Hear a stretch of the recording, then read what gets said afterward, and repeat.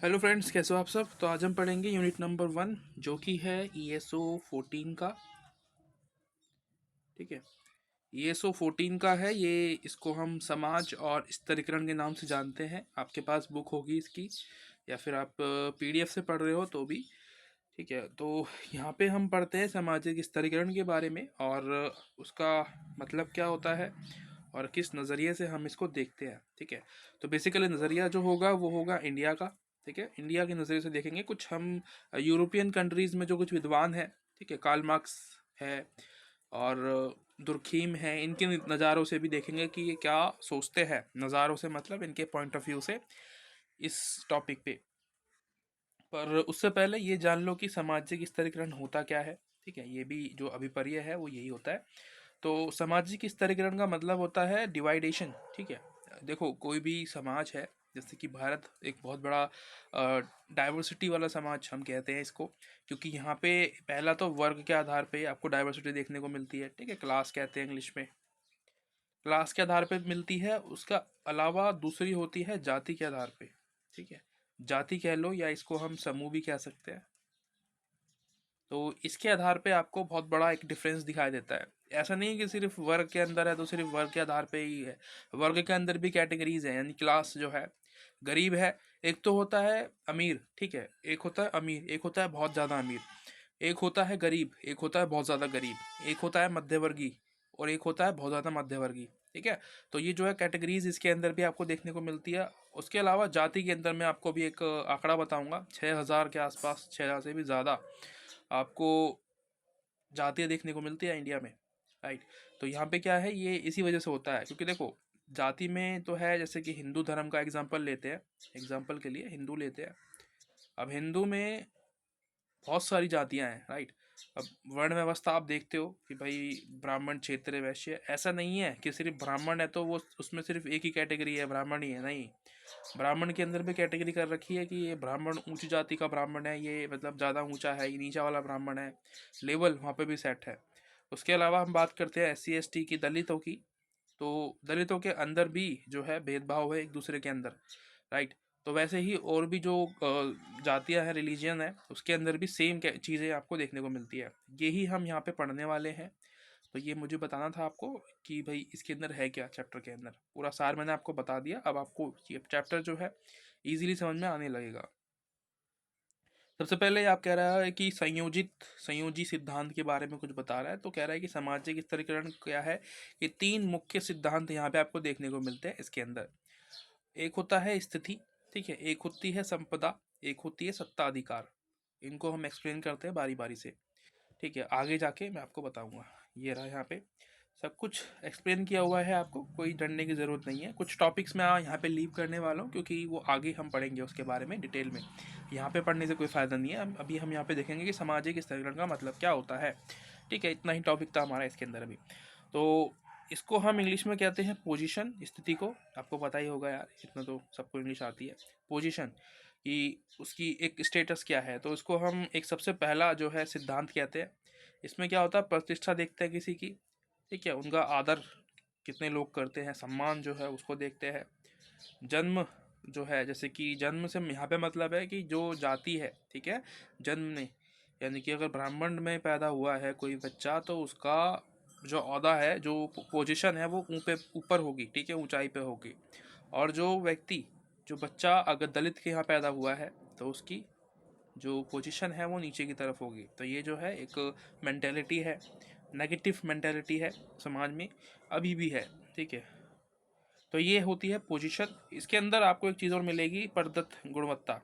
तो ये जो जन्म से आपको मिलता है ना, यानी कि आपकी जो जाति होती है, रिलीजन होता है, ये आपको धर्म जो होता है ये जन्म से मिलता है। उसके अलावा आपके पूर्वजों की जो प्रॉपर्टी होती है ये आपको जन्म से मिलती है। राइट, किसी किसी को मिलती है, किसी किसी को नहीं मिलती। ठीक है, जिसके पास नहीं होती है, तो ये जो है दोनों चीज़ें प्रदत्त होती है, यानी कि आपको बिना कुछ काम किए, कुछ कुछ मेहनत किए मिल जाती है। एक होती है अर्जित। अर्जित में क्या होता है, अचीव करता है बंदा, यानी कि जैसे आप हो, अगर मेहनत करोगे, स्टडी करोगे या व्यापार करोगे, उसमें आप पैसा कमाओगे आपकी मेहनत से, तो उसको हम कहेंगे अर्जित। ठीक है। तो ये दो चीज़ें होती है, एक तो होता है प्रदत्त गुण, एक होती है अर्जित गुण। अर्जित में आप खुद पैसा कमाते हो, खुद मेहनत करते हो, ठीक है, आप किसी पे डिपेंड नहीं होते हो कि भाई अब मेरी जाति नीचे है तो मैं कुछ नहीं कर पाऊंगा। नहीं, अगर अगर आप महिला भी हो, दलित भी हो, तब भी अगर आप अच्छा काम करते हो, आप कोई मतलब कि एजुकेशन में अच्छे हो या और कोई काम में, व्यापार में या किसी और चीज़ में, फील्ड में अच्छे हो, तो अगर आप उसमें कामयाब होते हो तो वो आपकी जो है, आपने जो अपनी स्थिति है वो बदल दी है। ठीक है, ये है सामाजिक स्थिति। बहुत ही कम लोग कर पाते हैं ऐसा। उसके बाद आता है प्रॉपर्टी, संपदा। ठीक है, प्रॉपर्टी में आपके पास चांदी, सोना, पता क्या क्या जो होता है वो सभी इसके अंदर आते हैं। ठीक है, आपके पास महंगी महंगी चीज़ें हैं, आपके पास घर है, मकान है, गाड़ियाँ हैं, राइट, नौकर चाकर रखे हुए हैं, तो ये संपदा के अंदर आता है, यानी कि प्रॉपर्टी के अंदर आता है। ये क्या है, ये मैं आपको इसलिए बता रहा हूँ, इसके अंदर इसलिए लिखा हुआ है कि ये बताता है स्टेटस को। ठीक है, समाज में जो स्तरीकरण है उसको दिखाता है ये। इसके आधार पे जो चीज़ें जो है वो डिवाइड होती है, उसमें लेवल होते हैं। ठीक है, और जिसके पास ये सारी चीज़ें आपको देखने को मिलती है वो टॉप पे होता है, समाज में सबसे ऊपर होता है। ठीक है, जिसके पास पैसा भी है, ताकत भी है, ठीक है, और भी जो आप पीछे देखा था हमने, क्या था वो टॉपिक, स्थिति, हाँ, जो पोजीशन है वो अच्छी है, समाज में सम्मान करते हैं लोग। क्यों करते हैं? क्योंकि उसके पास पैसा है। सम्मान तो उसी का होता है ना, जहाँ जिसके पास पैसा हो, बहुत सारा पैसा हो, उसी का सम्मान करते हैं लोग। तो ये रियलिटी है। ठीक है, इसलिए ये मैं आपको बता रहा हूँ, यहाँ पे ये लिखा हुआ है। उसके अलावा सत्ताधिकार, वही पावर, आपकी पावर है, पॉलिटिकल जो लीडर्स होते हैं ये कहाँ आते हैं, कैसे आते हैं? ये गरीब लोग थोड़ी ना होते हैं उसमें। जिनके पास पहले से बहुत पैसा होता है ना, वो पॉलिटिक्स में आते हैं। ठीक है, तो जब आएंगे उस पर पैसा लगाते हैं, दारू बेचते हैं, मतलब बेचते कह रहा हूँ, देते हैं, बांटते हैं इलेक्शंस के टाइम में। तो उस समय में क्या मतलब, जो पैसा लगाया उसने वो निकालेगा ना बाद में, इलेक्शन जीतने के बाद। तो वो वही करते हैं। ठीक है, ये सत्ता अधिकार होता है, यानी कि पास उसके पास पावर है, सत्ता है। ठीक है, पैसा है जिसके पास, उसके पास सब कुछ है, कहने का मतलब ये है। भारत में जाति और वर्ग, ये हम बाद में पढ़ेंगे इसको। ठीक है, उसके अलावा यहाँ पे आपको कुछ चीज़ें समझाई गई हैं, बेसिक्स चीज़ समझनी है हमें, क्योंकि यहाँ पे इंट्रोडक्शन पार्ट है, ये पहला चैप्टर है। तो इसको ना हमें बहुत ज़्यादा डीपली नहीं पढ़ना होता है। जो चीज़ें हैं ना उनको पढ़ना है, उनको समझना सही से कि चैप्टर में मतलब क्या दे रखा है इस स्तरीकरण के अंदर। तो यहाँ पे आपको कुछ चीज़ें दे रखी है, कह रहा है कि समाज जो था ना वो 4 वर्णों में बटा हुआ था, मनुस्मृति के आधार पे। एक ब्राह्मण था, क्षेत्रीय, वैश्य, शूद्र, ये मैंने आपको भी बताया था, राइट। पांचवा भी था जो कि हमें नहीं पता जिसके बारे में। ठीक है, जो जिसके अंदर दलित लोग आते हैं। ठीक है, दलित आते हैं। ये जो शूद्र है इसके अंदर बेसिकली ओबीसीज आते हैं, अगर आपको नहीं पता हो तो। ठीक है, दलितों के इसके अंदर, शूद्र के अंदर दलित नहीं आते, इसके अंदर ओबीसीज आते हैं, अन्य पिछड़े वर्ग आते हैं। तो उसके अलावा कह रहा है कि जाति का जनसंख्या विश्लेषण, मैंने आपको बताया था कि मैं आपको बताऊंगा। तो लगभग 4635 जातियाँ हमारे भारत में आपको देखने को मिलती है। ठीक है, शायद और ज़्यादा हो गई हूँ आज, लेकिन अभी जो आंकड़ा दे रखा है यहाँ पे ये पुराना हो सकता है। तो ये दे रखा है हमें 4635 जो है जातियाँ हैं जातियाँ हैं या समुदाय हैं, आप इनको ऐसे मान सकते हो। तो ये है। उसके बाद कुछ और इम्पोर्टेंट लगेगा तो मैं आपको बीच बीच में बता दूंगा, अदरवाइज़ हम स्किप करते चले जाएंगे, क्योंकि मुझे लगता नहीं है अब इसके अंदर और कुछ है। अगले वाले चैप्टर में यही सब चीज़ें हम पढ़ने वाले हैं, इसलिए मैं इसको लीव कर रहा हूँ। क्रम परंपरा के सिद्धांत, जाति भी सामाजिक स्तरीकरण में क्रम परंपरा के सिद्धांत को प्रतिबिंबित करती है। तो वही जो क्रम परंपरा है ना, जाति को ये दिखाता है। जाति देखो, हमें क्या होता है कि जाति जो है वो आज से थोड़ी ना है। हमारा जो प्राचीन इतिहास है, आप रामायण देखते हो, महाभारत देखते हो। ठीक है, महाभारत देख के आपको याद आता होगा एकलव्य, एक तो पार्ट उसका आया था।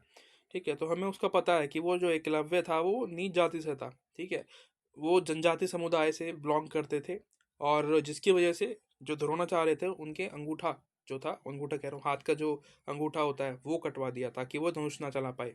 और अगर वो उसको नहीं देता, ठीक है, दक्षिणा के तौर पर, तो वो अर्जुन से भी बड़ा जो है श्रेष्ठ धनुधर बनता। तो ये क्या है, परंपरा, ये आज से चली नहीं आ रही है, ये बहुत पुरानी है और अभी भी है।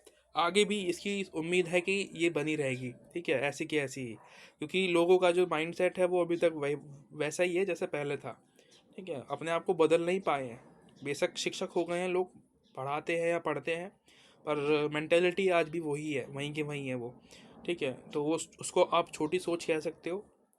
उसके बाद कह रहा है कि भारतीय समाज का ढांचा जो स्ट्रक्चर है उसके बारे में बता रहा है कि कुछ इस तरीके से कि स्थिति का सार कह रहा है कि भाई यहाँ पे एक तो शुद्धता होती है, शुद्धि होती है, और एक अशुद्धि होती है, कि भाई एक समाज तो है जो शुद्ध है, एक समाज अशुद्ध है। कर्म परंपरा पे जाति की स्थिति अगर निम्न हो तो आर्थिक, राजनीतिक, सामाजिक स्थिति तक उस जाति की पहुंच भी उतनी ही निम्न रहती है। कहने का मतलब ये है कि अगर कोई ब्राह्मण समुदाय से है, ठीक है, तो उसकी जो पहुंच होगी वो बहुत ज़्यादा ऊपर तक होगी।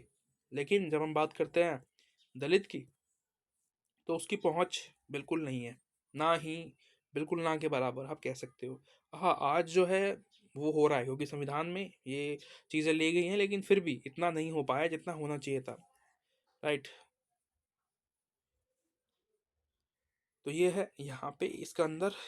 और मार्क्सवाद के बारे में हम आगे पढ़ेंगे, ठीक है। उसके अलावा अर्थव्यवस्था, अत्यंतिक सिद्धांत पर मुद्दे, वेबर के बारे में भी हम आगे पढ़ेंगे कि क्या सोचते हैं, द्वंद्वात्मक नज़रिया, इसके बारे में हम आगे देखेंगे। पूंजीवाद का उदय कैसे हुआ, ये सब फालतू की चीज़ें हैं। डार्डॉफ और कोजर, इनके बारे में भी आगे पढ़ेंगे। प्रकार्य सिद्धांत, इसके बारे में आगे पढ़ेंगे। ठीक है, तो जो मेन टॉपिक्स था इसके अंदर जो थे मैंने आपको बता दिए हैं। और अगर आपको इसके बारे में और वीडियो देखनी है तो आप मेरा जो है यूट्यूब चैनल विजिट कर सकते हो, कोई दिक्कत नहीं है, फ्री है। राइट। उसके अलावा डिस्क्रिप्शन में आपको लिंक मिल जाएगा इसी की वीडियो की प्लेलिस्ट का। सारी वीडियो आपको वहीं पे मिल जाएगी देखने के लिए, क्योंकि जब तक आप देख रहे होंगे शायद मैंने सारी वीडियो बना दी होगी। तो ये रहा एक पहला चैप्टर इंट्रोडक्शन के तौर पे आपके लिए।